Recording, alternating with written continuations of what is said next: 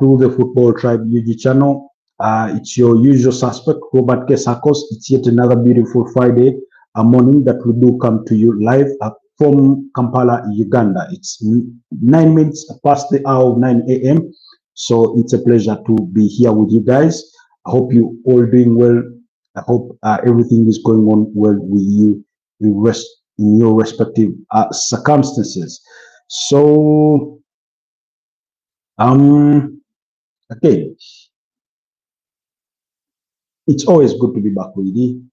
There's, of course, plenty for us to discuss this morning, plenty of football updates, and we'll be getting into that. But I want to start on a positive note to say thank you, Cedric. Thank you, Cedric. Cedric was here with us last night. Hi, Ashley Cabrera. Good morning and welcome to the Football Tribe UG channel. Please like the broadcast, but it's always a pleasure to see here. I wanted to send my shout outs to Cedric, an Athletic Bilbao fan and an Arsenal fan, one of those who was with us last night for an extended conversation in regards to following the passing of Diego Jota and everything football from last night. So thank you so much, Cedric. It was a pleasure to be with you last night, and everybody else that managed to tune in for yesterday night's discussion. It was quite a fruitful one, one that really expounded on our conversation. Well, guess you can say good morning. It's just a very late morning for me because for me right now it's 2:11 a.m. and it's still dark out. That's Ashley Cabrera, letting us know about her time zone or her timelines. But like I said, please, I like the podcast, but thank you for always, sparing the time to be with us. We do appreciate your love and support, Ashley. I would not take it for granted any single day. Anyways, as we look to set everything in motion, allow me, update a few things here and there before we engage in our deeper conversation for this morning, because it will revolve around Arsenal. Some news breaking in last night. Some news are coming in from the Arsenal side last night. Like I said, when it comes to a period of transfers, usually news comes in thick and fast and that kind of thing. Okay. I'm trying to reduce some characters.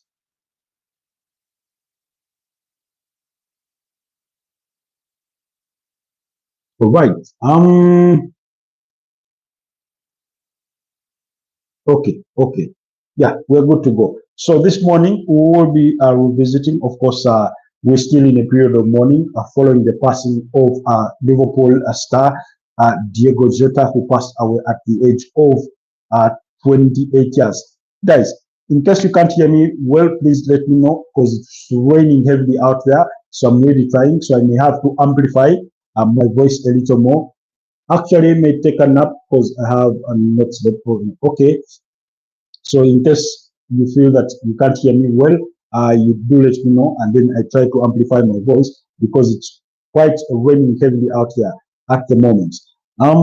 So like I was saying, we're still in a period of mourning following the passing of Liverpool star Diego Jota at the age of 28.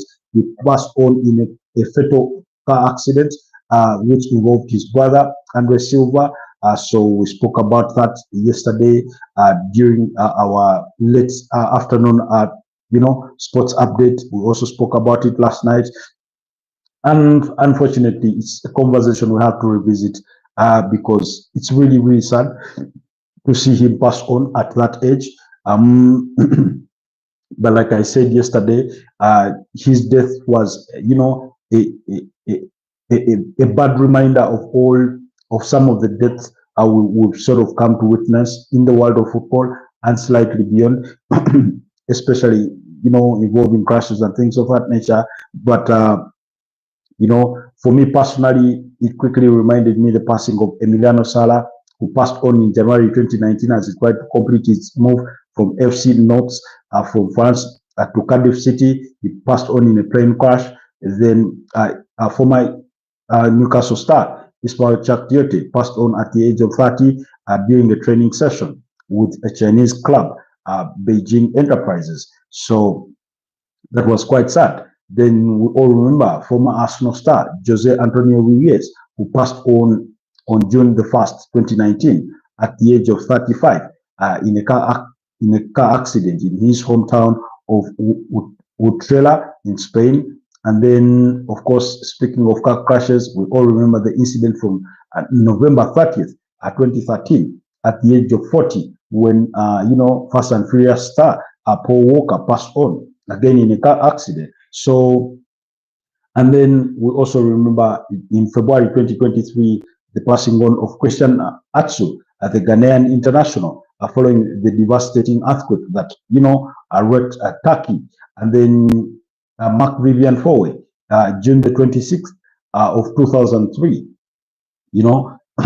he played for West Ham, he played for Lyon, he played for Manchester City, and at Manchester City, the Jazz 23 was rested. And that was equally announced yesterday at Liverpool that they will be putting to rest the Jazz number 20, which was being worn by Diego Jota ever since he joined Liverpool from Wolverhampton Wanderers in around September 2020 during that COVID period of time when Liverpool was still under the command of Jurgen Klopp. So that's the situation. It's a somber mode, but like I said, it's been really, really tough to take in, to digest, especially on all levels, because one would be quick to imagine that perhaps it's easy for us who are just football fans watching these stars from a distance, but usually when something like this happens, it hits you in more ways than you didn't expect. I remember the passing of Kobe Bryant in that helicopter crash. It hit me in quite, ways that I had not imagined, because he is a person I've watched from a distance. Same thing happened with Diego Jota. Something happened with Jose Antonio Reyes, and things of that nature, really. So it's never really, really easy to contend with when a death of that nature happens. But you can only imagine now what the family is feeling. The parents are losing two sons at the same time. What the wife is going through, that is Diego Jota's wife, Rute, with whom they had just wedded just 11 days ago before the time of his passing. You can imagine what his kids, the emptiness that they must feel, because I was reading a condolence message, I think by Alexander Trent Arnold, and he was speaking about how he understood the kind of attachment that Diego Jota had to his wife and to his kids. So we all have attachment to our kids, but we know that in society some people love their children more than the others. But not, but perhaps a debate for a different forum. So in that kind of sense, really, of course, what Portugal must be feeling, because he was just recently part of the national team as they won their second UEFA Nations League title when they beat up against Spain by 5 goals to 3 in the post-match penalties that preceded a 2-goal draw in normal time, having knocked out Germany at the semi-finals, beating them 2-1. He was part of that squad. When you rewind things back to 2019, he was part of that Portuguese squad that beat up against the Netherlands, I think by goal to nil, to win the inaugural edition of the UEFA Nations League. So, and at Liverpool in 2022, of course, he won the cup double, winning the EFL Cup, or that's the Carabao Cup, or the English Football League Cup, as well as the FA Cup. And then last season, we all know he won the Premier League title. Again, I've been looking at photos of from his wedding, photos and clips from that moment in May when he was celebrating the Premier League title with his teammates, and all that joy.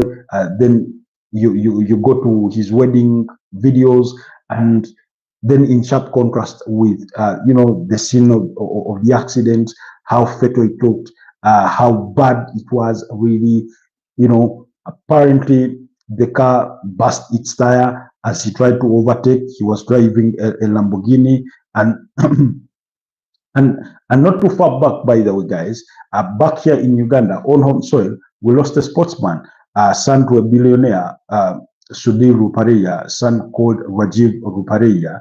He perished all in a terrible car accident while driving, I think, a Nissan GTR. Yeah, in Uganda, he was a rally driver, so a sport that sort of kind of raised eyebrows, I think, amongst his family, because we all know that sometimes motorsport can be dangerous, but he equally perished in a terrible car accident. And when his car crashed, it equally caught fire. So it's really, really been hard to contend with, I must say.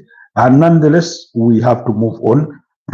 We have to pat ourselves on the shoulders and agree to try and move on, because that's the nature of life. Eventually, we have to move on. And as hard as it sounds, you do wonder how the family gets to move on from the double loss on the other side. But we do have to move on. And in moving on to this morning, Boss Royal, hello, my friend. How are you doing? Boss Royal, good to have you on the podcast. Then Cristiano Sam says, RIP Jota, why you will never walk alone, and puts there emojis of flowers. Thank you so much. I don't know, again, my feed is not coming through rightly on phone, but I hope everything is all right. So those are some of Cristiano Sam. Thank you for that message, and thank you so much, Boss, for Yal from the UK. Moving on, our conversation this morning is going to revolve around Arsenal and beyond, of course. But last night, after we had concluded our broadcast from the night, we were treated to some interesting news regarding the pending arrival of ex-Manchester United and Liverpool ex-Manchester United and Real Madrid defender in Gabriel Heinze, who is set to join Arsenal. And now he is destined to join Arsenal as part of Mikel Arteta's, coaching staff, because we all know that Arsenal lost Carlos Custa, who has since left the club to join Parma as the head coach there. He has since been unveiled, and so we all knew that a replacement was bound to be made. A lot of questions had been raised: who would come in to fill the void? Our recommendation was that, or at least our recommendation in the form of opinion, was that maybe Mikel Arteta needs a more senior figure within the ranks of his coaching staff, somebody that can offer a different school of thought, somebody that has not been with him, for the last 4 or 5 years, because the composition of majority of his, coaching staff Inaki Kana, that's the goalkeeping coach. Albert Stuevenberg, that's his first assistant. Of course, then you do have another member whose name is eluding me at the moment, that have been there since 2021. We know when Steve Wood left the club, they simply promoted Carlos Custa to be the second assistant coach. So, and he had a very, very good relationship with the Arsenal players and things of that nature. So, Gabriel Heinze is set to join Arsenal's, camp as a part of the coaching staff. Mikel Arteta is well acquainted with Gabriel Heinze because the two did play together at Paris Saint-Germain in 2000 during the 2001-2002 campaign, and he spoke glowingly about him some time back when he was speaking about PSG, highlighting Gabriel Heinze and Mauricio Pochettino, that's the ex-Tottenham manager, as the two people that were closest to him all the time, that really, really helped him settle into life in France. And so he spoke about him, saying the other aspirations were Mauricio Pochettino and Gabriel Heinze, and Heinze. Those two were next to me all the time, behind me, and they were guiding me in everything I had to do in my professional life. How? I had to understand the game, and they were inspirational to me. So those were some of the comments for Mikel Arteta. Remember, prior to Arsenal's ties with PSG in the semi-finals of the UEFA Champions League last season. So he does come with a bit of coaching experience, having managed with Argentina top side. That was Godot Cruz, and then he also was a coach with Major League Soccer side Atlanta United, as well as Newell's Old Boys there. That's where he was, since retiring from football in 2014. So he had been coaching with Newell's until he departed or parted ways with them in 2023. That was around November. So he is the guy joining Mikel Arteta's coaching camp. I'm interested. First of all, I'm interested in hearing the kind of sentiments that will come revolving around, disappointment. But also, I do know for a fact that majority of us didn't know his escapades ever since he retired from football in 2014. We do not know much about his style as a coach, but we'll wait to see. You get the feeling he's a bit of a passionate one.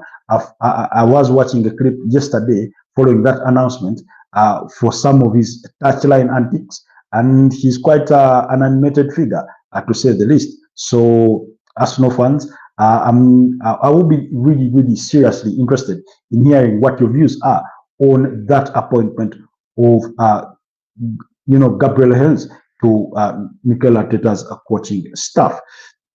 Then quickly, we will stay still with Arsenal and then discuss another matter, because apparently Arsenal are set not to appoint Matteo Tognozzi. Yes, Matteo Tognozzi. Remember, it was expected that he was going to be recruited as a replacement for Jason Aito, who left the club. Now, Jason Aito missed out on an opportunity to become the new club's sporting director, as Arsenal favored a move for Andre Bata. And in that regard, or with that said, eventually Jason Aito left. He was, more like a deputy to Edu Gaspar Dawood, who equally left the club to join Evangelis Marinax's, sporting group that does, handle Nottingham Forest, that does handle Olympiacos and things of that nature, really. So, he's known for his work. That's Matteo Tognozzi. He's known for his work at Juventus. He's done really, really good work. When you see players like Kenan Yildiz, players like Dean Howson, who left Juventus's, a junior team to join AFC Bournemouth and now has moved on to Real Madrid. Those are some of his key figures that he has helped, that he did help to develop in the form of recruitment. Then Matthias Sowley, Samuel Ealing Jr., those are some of the other names that, are quite related to him as in his works as a sporting director. Then, so now the reason as to why that is the case is because Arsenal are promoting their head of recruitment called James Ellis, who is being promoted to be the new technical director to help Andre Bata in when it comes to player recruitment and things of that nature. And during the course of this summer, we have seen a shift in the modus operandi of Arsenal when it comes to transfers, the way they are attacking the market, the way they are going about their transfer business. Of course, they've not yet signed so many players. They've only announced formally, at least the coming of Kepa Arrizabalaga, but we know that the announcement for Christian Nogard is quite imminent. We know that one of Martin Zubimendi is a matter of when, not if. But we've seen a shift in the way Arsenal approach the market, because we are used to Edu Gaspar Dawood, who used to, have a short list of targets, of course, in the different positions that Arsenal needed to strengthen. he would zero down to a primary target who was his overall attention and approach until that failed, and then he moved on to plan B or plan C, depending. Famously, I tend to refer to that the Arsenal's pursuit of Mikel Arteta during the January transfer window of 2023 until they failed with that one, and he ended up at Chelsea. We all know what's happened to him at Chelsea. But then that's when Arsenal got to move on to Leandro Trossard. At the time he was age 27, and he joined the Gunners from Brighton and Hove Albion. And yet, in sharp contrast, we've seen Andre Bata attack the market in a different style.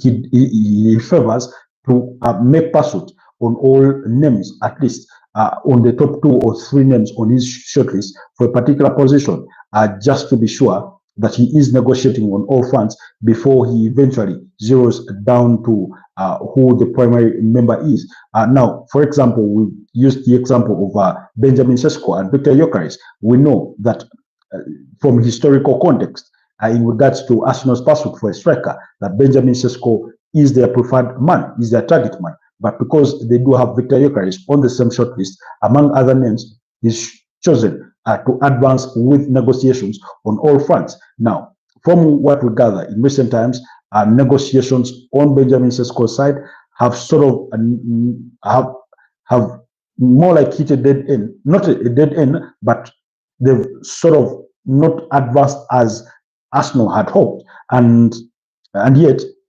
he's now chosen to advance, talks on Victor Gyökeres' side. And in fact, during the course of this week, we did report, according to L'Equipe in France, that Arsenal apparently had reached personal terms with Victor Gyökeres, although there is still yet to be an agreement on club side. And yesterday, according to Sami Mokbel of BBC Sport, he did say that Arsenal had I believe to have made progress in the last couple of days on their pursuit for Victor Gyökeres. So you can see that that's the difference in approach. But Arsenal's James Ellis, who has been the head of recruitment at the club, is set to become the new club's technical director to support Andre Bata as the leader of business there, who is the sporting director, having joined the club in March officially from Atletico de Madrid. So that's the other news at Arsenal. So, like I said, primarily our discussion is revolving around Arsenal because they've made significant headlines in the last couple of hours. Then, two, as of this morning, we have learned that Arsenal have been engaged in discussions with Takehiro Tomiyasu's camp over a potential termination of his contract to mutually part ways. And with the wake of that news, it is being reported that Saudi Pro League clubs have expressed interest in wanting to sign the Japanese international. Now, for me, this will be quite sad because we are talking about a player in Takehiro Tomiyasu who joined Arsenal that was around August, I think, 2021. And we all remember, yes, 31st August 2021, joining the club from Bologna in Italy. And he was quite a revelation of a signing when he joined Arsenal. I remember him in his debut season. His ability to play across the entire backline was quite telling. And you remember during the tail end of that very season, 2021-2022, when Arsenal were pushing to finish within the top 4 and they eventually fell short. The reason for that was because they suffered 3 major injuries within their squad. For those of you that do remember, Arsenal lost I think Thomas Partey through injury during that period of time. Takehiro Tomiyasu suffered an injury during Arsenal's engagement with Sporting Lisbon in the UEFA Europa League, and I think that was William Saliba was the other player, yes, that suffered an injury, and then suddenly Arsenal's season flipped on its head, and they failed in their pursuit for a top 4 finish and ended up finishing 5th, I think, on the Premier League table by the end of that season. But that is the season when we got to see Takehiro Tomiyasu. Unfortunately for him, the second season, that was 2022-2023, wasn't equally bad. It was a good one. And then the 2023-2024 season, Unfortunately, he could only make 22 appearances across all competitions, 17 of those coming in the Premier League, with only 10 starts and 7 as a substitute. He had 6 appearances in the UEFA Champions League and 2 appearances in the EFL Cup. Then last season, to the best of my recollection, he only played 1 game, and that was in the Premier League. And then he suffered that knee injury. You remember that when usually the season starts, we get 2 to 3 games, usually 3 games to the new start of the season, and then players go for the international break. So usually that's I think the October. Is it the October or the September international break? So when he went for that away with Japan, he suffered a knee injury, and ever since, his season was never the same. He recovered. Arsenal had hoped he had recovered, and he then suffered a setback, a major setback. And I remember Mikel Arteta was speaking about the situation. He said perhaps he needed a change of environment to sort of recalibrate, to heal and that kind of thing. But it looks like as time has gone on, his recovery has taken much longer than anybody at Arsenal had hoped. And yet, like I keep saying, Arsenal are entering a very crucial season. Not just for Arsenal, but for Mikel Arteta as a manager.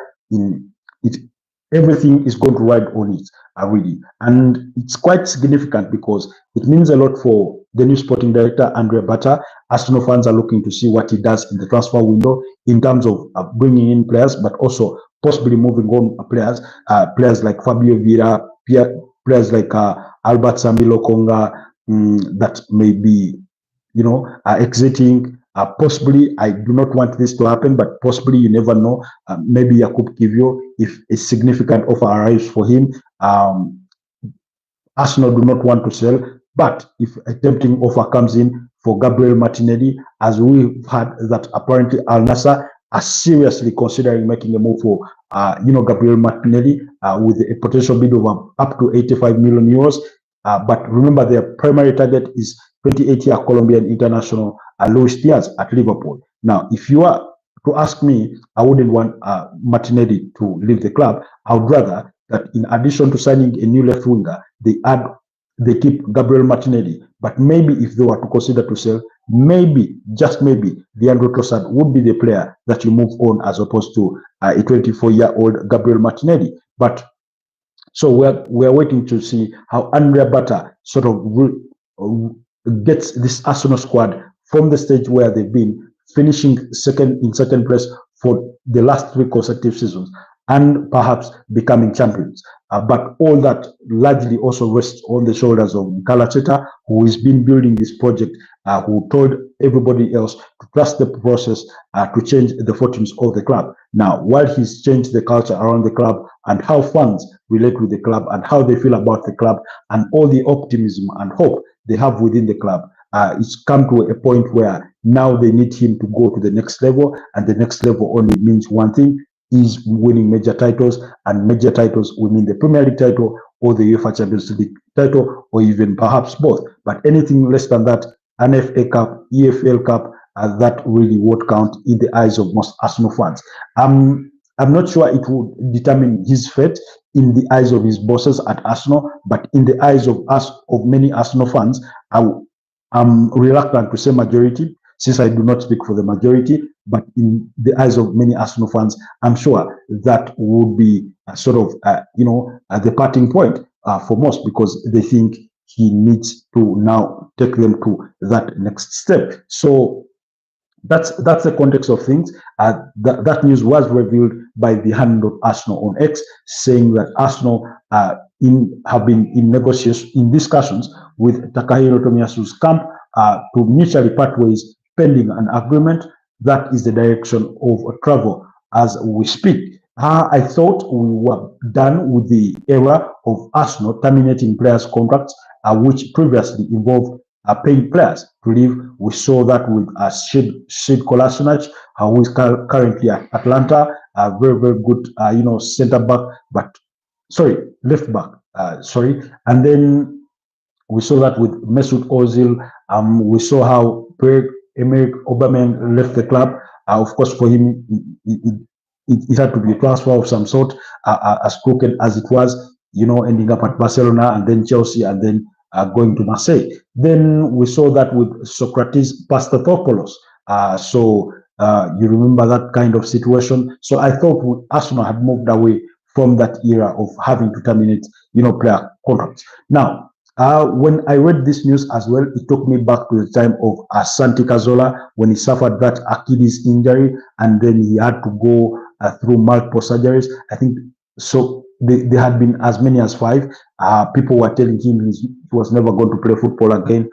Painfully, he agreed to part ways with the club. You remember during the Charles Arsene Wenger, later years. So, of course, he went on to play good football. He went on to play for Villarreal, and then I think he had a stint. Was it in Qatar or something? And then, of course, before returning to his home club or parent club or childhood club in Oviedo, who he just helped, and promotion to La Liga and that kind of thing. So that's what, this situation kind of reminds me of a very good player who suffered a very long-term injury that seems to not heal, and yet the club, perhaps, when they assess the situation, they think perhaps they are better off saving money on his wages and perhaps divert those resources to a different player, and they move on.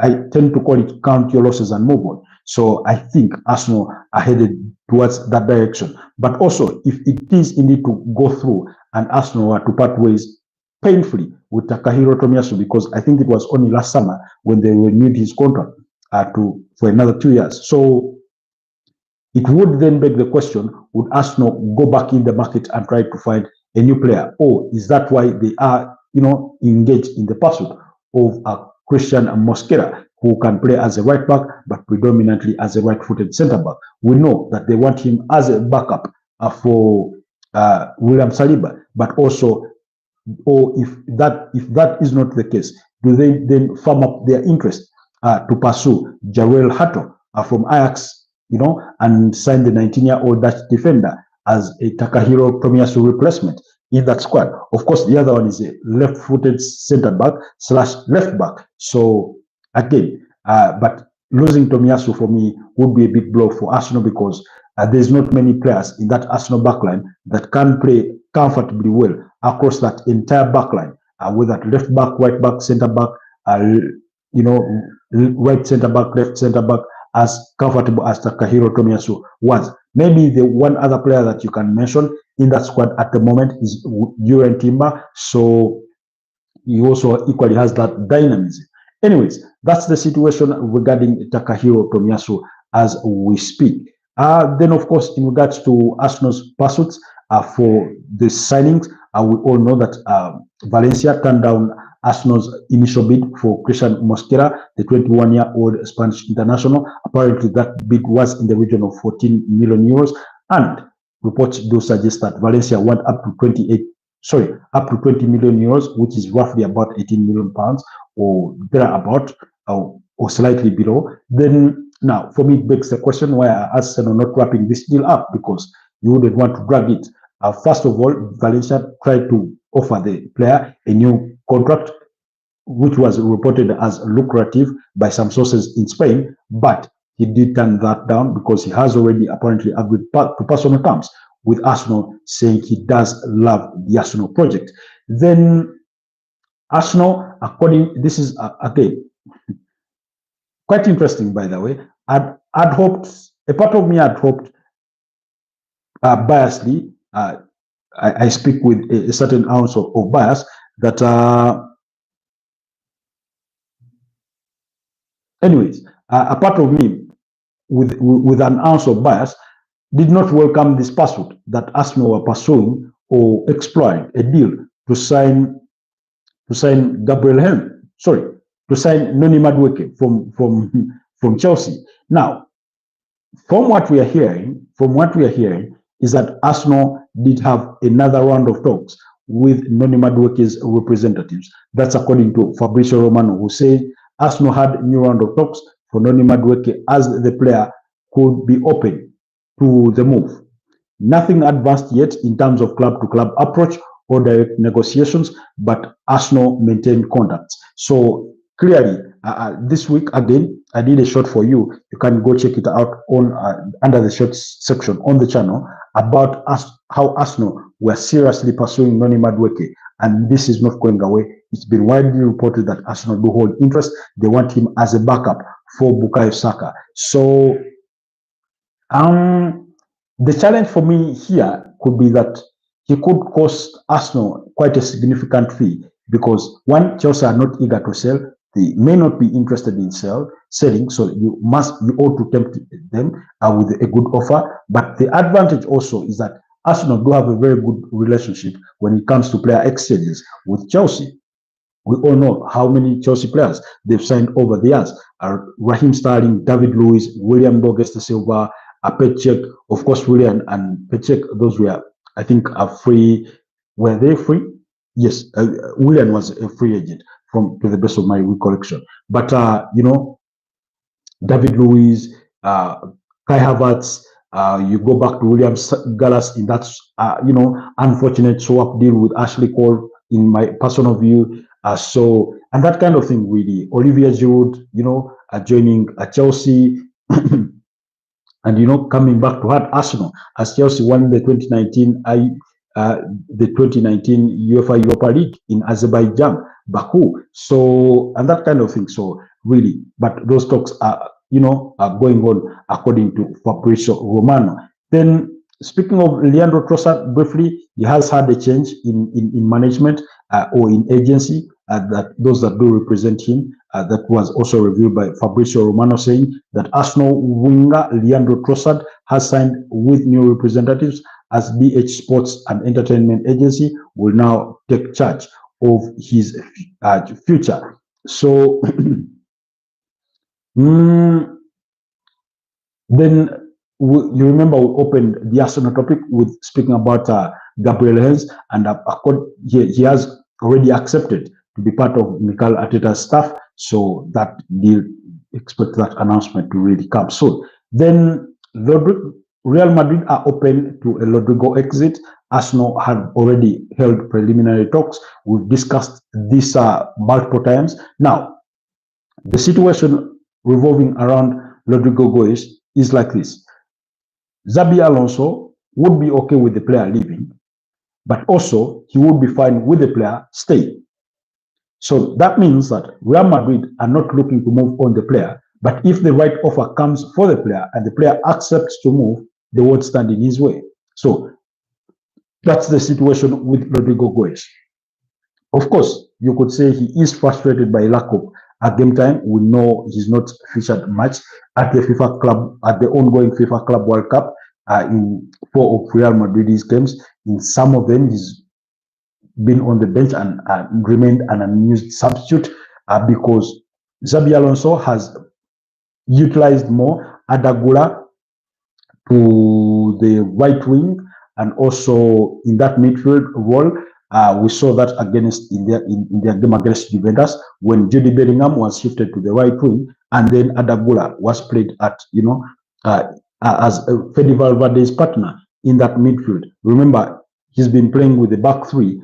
I think in the last 2 games, ever since Raul Asensio received that straight red card, and he pulled Aurelio Tchouameni in his backline to play alongside Antonio Rudiger and Dinhausen, and then he plays with Fran Garcia as a left wing back alongside Trent Alexander-Arnold, and then in the middle of the park you had Fede Valverde alongside Adagula in the last game with Gonzalo Garcia leading up top, Vinicius Jr. and Jude Bellingham on the other side.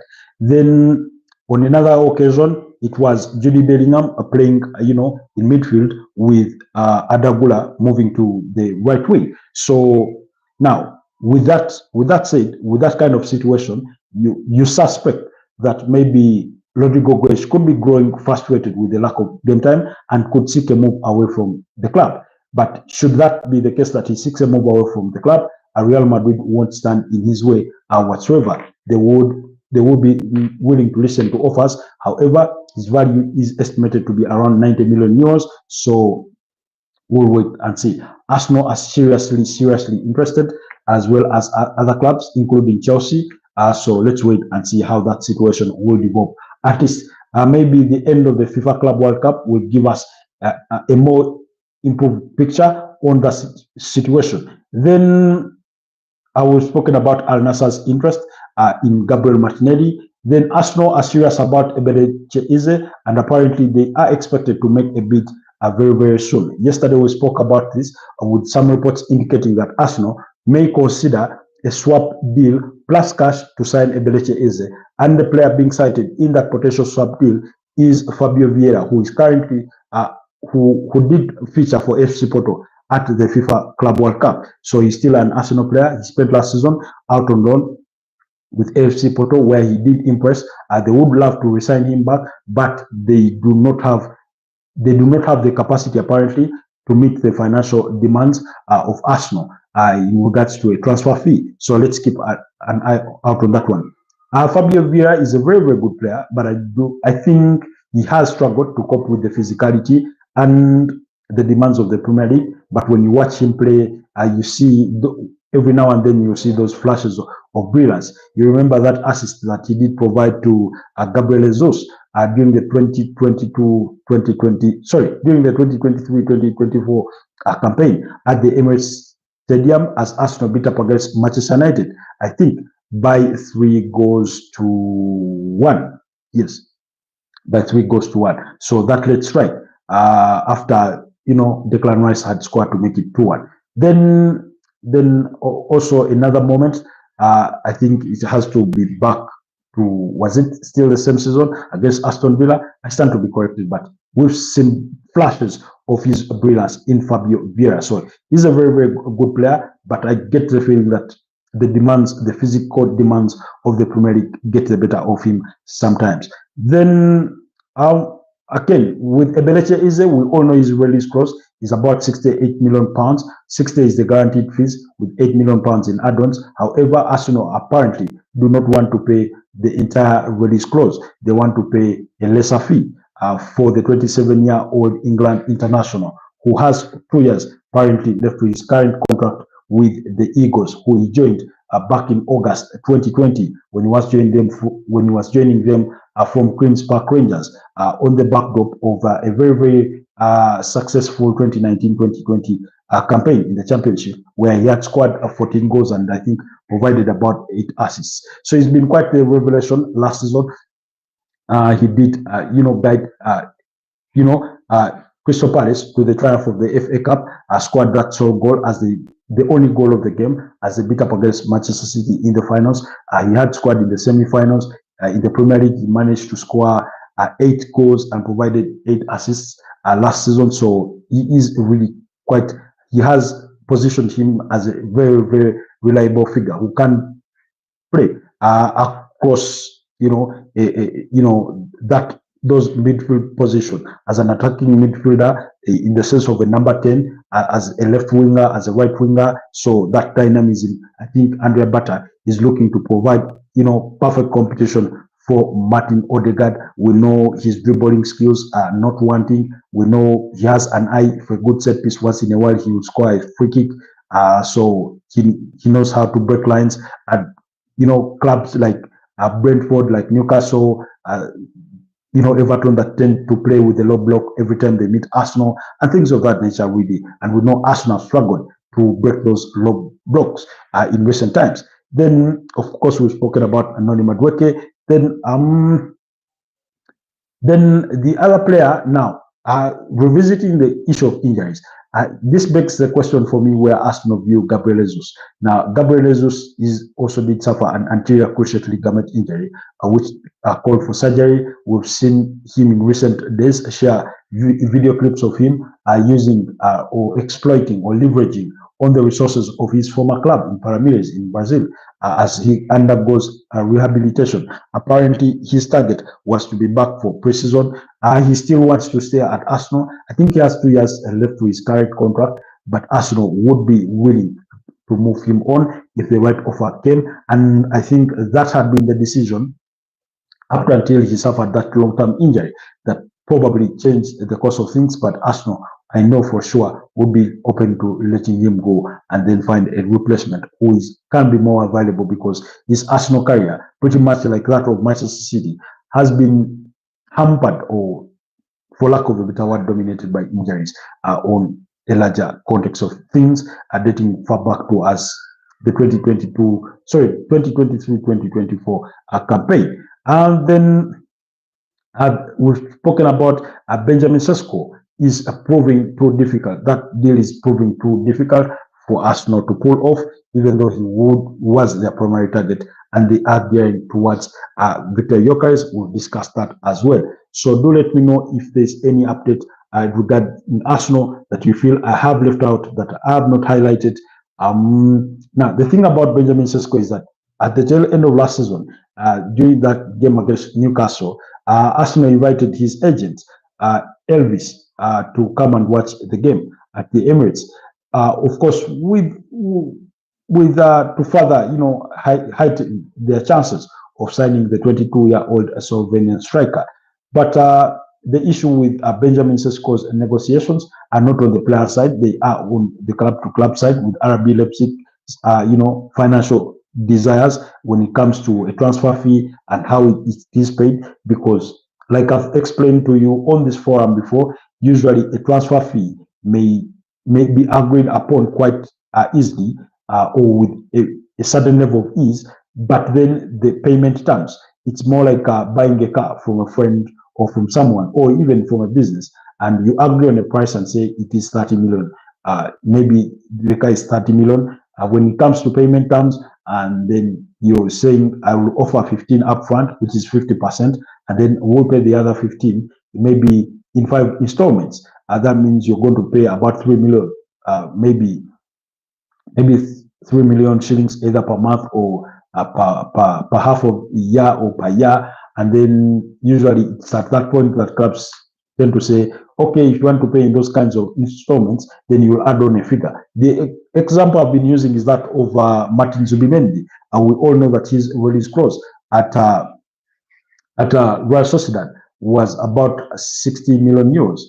And then Arsenal agreed to pay up to 65 million euros just because the deal they have in place with Real Sociedad allows them to pay the transfer fee of Martin Zubimendi across different installments. So that's the situation on that. When it comes to negotiations for Benjamin Sesko, apparently his reported release clause that is north of 80 million euros, apparently about 83 million euros, depending on what sources you may read, possibly rising to even as high as 100 million euros.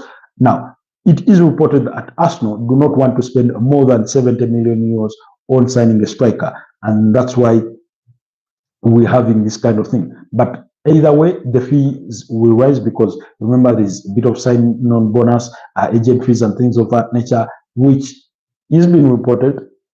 Part of Arsenal's preference for for Benjamin Sesko, was they had believed that a deal for Victor Gyökeres was going to be a little more expensive when you factor in, the transfer fee, the signing bonuses, then the agent fees, and also the players' wages, because coming in at the age of 27 with a more astute goal delivery, he was, believed he was going to command high wages in comparison to a 22-year-old striker whose numbers cannot be compared to those of Victor Gyökeres. So Arsenal's bet is that Benjamin Sesko, of course, has more room for development, a lengthier career, or future ahead of himself at the age of 22 as compared to the 27-year-old.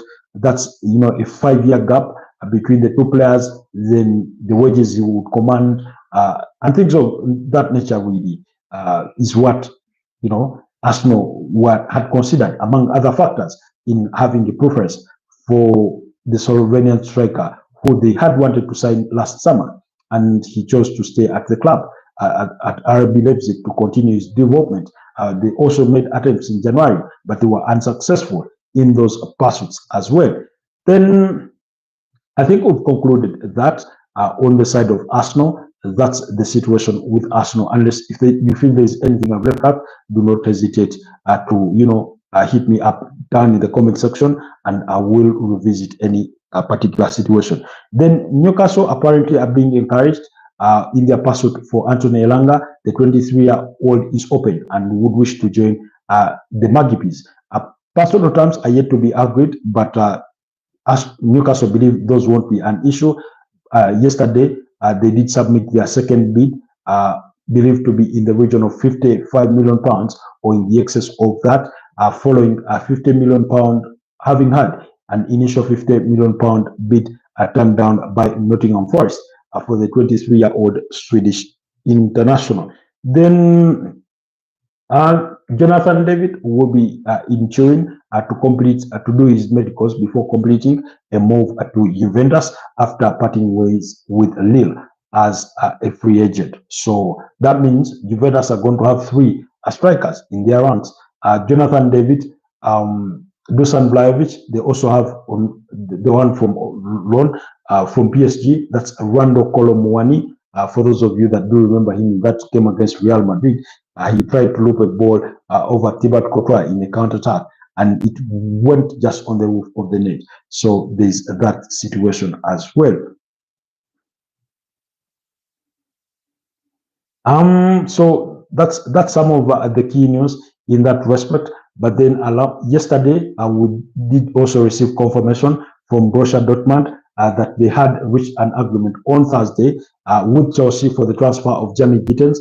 That deal is believed to be worth about £52 million, with £48.5 million as the fixed fee, plus £3.5 million in expected add-ons there on that front. So quickly, let's dash into the latest from the transfer gossip and speculation. We've spoken about Anthony Langa, we've spoken about Rodrigo Goes.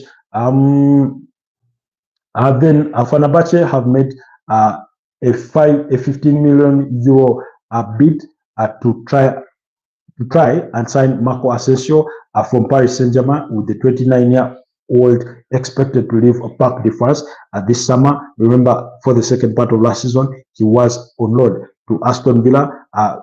AC Milan and Villarreal are all interested, and he would apparently prefer a move to either Italy or back in his home country, Spain. Then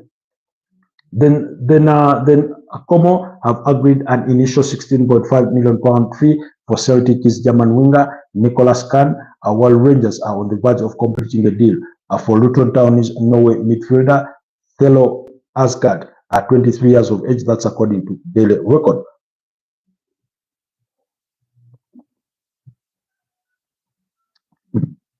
Excuse me. Then Tottenham and Chelsea among the sides chasing AZ Alkmaar's 19-year-old Dutch midfielder is Smith, while Al Nassr was spoken about, their interest in Gabriel Martinelli should they fail in their pursuits for Luis Diaz. Remember, Liverpool have already turned down 2 attempts from Barcelona as well as Bayern Munich to try and sign Luis Diaz, saying he is not for sale. Then Inter Milan's Denzel Dumfries has a 25 million euro release clause that is active until mid-July, but that's to clubs that are not within the Italian Serie A. I think Denzel Dumfries would be really, really a dream signing of a right back for any club that is looking to recruit one. A very, very interesting player at the age of 29. We saw how good he can be in that 2-leg semi-final of the UEFA Champions League against Barcelona. Then we all know Arsenal have lost their under-21 manager Mameti Ali to Brentford, who is joining Keith Andrews' backroom staff. Portugal international Antonio Silva, 21, has turned down a move to the Saudi Pro League Al Hilal, but the centre-back is still expected to leave Benfica this summer. So that's some of the latest from the gossip rumor mail in regards to. Meanwhile, Bayer Leverkusen are set to sign United States international Malik Tielemans, 23, for 35 million euros from PSV Eindhoven as a replacement for German attacking midfielder Florian Wirtz, who the Bundesliga sold to Liverpool for an initial £100 million. Now, that's according to Sky Sports Germany. Initially, they had been linked with the potential move for Harvey Elliott from Liverpool. They were linked with the potential move for Jack Grealish from Manchester City, who is also apparently a target for West Ham, Everton, Tottenham Hotspurs, as well as Newcastle. He could come under consideration. However, his wages that are believed to be worth about £300,000 per week could be an issue in terms of the pursuit for the 29-year-old England forward in Jack Grealish. Manchester United, I'm still hoping to wrap up a deal for Brian Mbeumo. And then they will be also in the market to search for a striker, but they need to move on players. Now, Juventus are hoping to, to turn their attention to Jadon Sancho if that's after completing the deal for Jonathan David. Then Napoli remain in negotiations with Liverpool over the transfer of Darwin Núñez. The 25-year Uruguayan striker is Napoli's primary target for a number 9, although they hold interest in Rasmus Højlund for Manchester United just as much as Inter Milan. But we will keep tabs on those situations, on those developments in regards to transfer updates, and we'll be here to bring you the latest from all those corners when it comes to transfers. Then I do not think there's anything I've left out in regards of on my shortlist, things that we had hoped to discuss. Really, okay, I can see we've gone through majority of my talking points that I had hoped we would discuss on this Friday morning sports forum.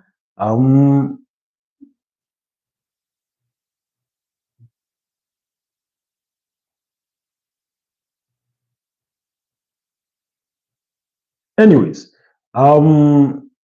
let's see.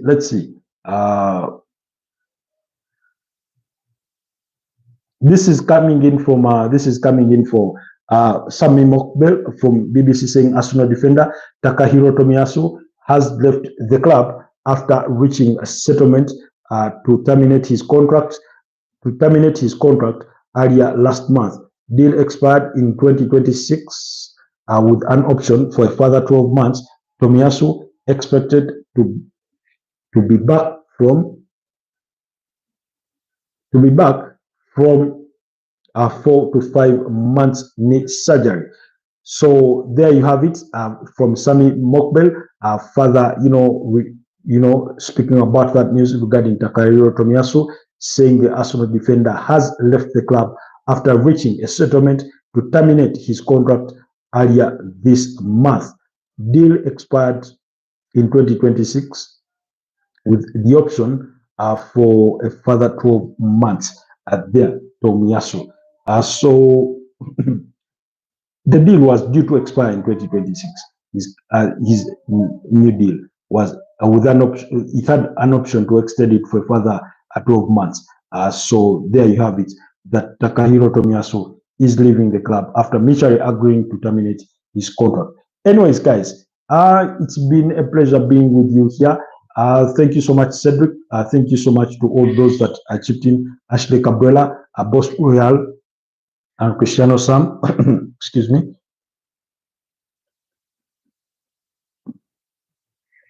And every single one of you that has been able to be part of this Friday morning broadcast. Let's re-engage maybe during the lunchtime hour, or perhaps later in the late evening/night. Stay blessed and have yourselves a wonderful rest of the day. Bye-bye.